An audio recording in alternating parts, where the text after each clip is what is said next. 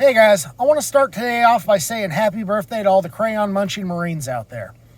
We've talked a lot about cold weather lately, and today I want to give you a couple of tips for surviving a cold weather incident in your car.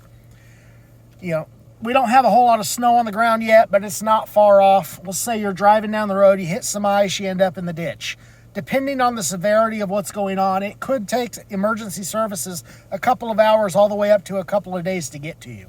And you're going to want to be able to survive that. So the first thing that I would say you absolutely need would be a source of water.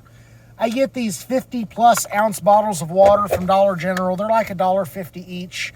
There are better alternatives out there, larger containers, smaller amount. I like those because they can fit in a cup holder. I would also say make sure that you have a metal water canister. And I say metal because you can heat directly in the canister. You don't have to pour it into something else.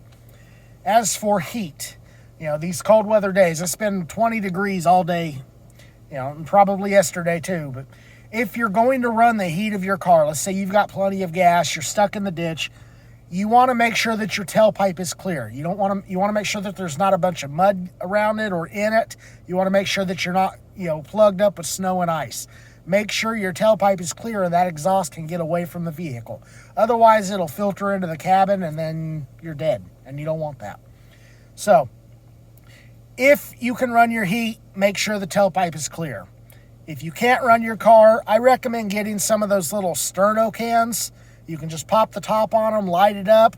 It's a good source of heat. You can heat your water, you can heat your food, but there's that. I would also recommend having a little boo-boo kit. Something that's got some Band-Aids and antibiotic ointment, just something to treat minor injuries. And then one thing that not a lot of people have, but some high visibility color cloth or a flag of some type. Get the collapsible poles for like a tent, and you can raise a flag. So if you're stuck somewhere where you can't easily be seen, raise that up, and now you've got a beacon pointing to your location.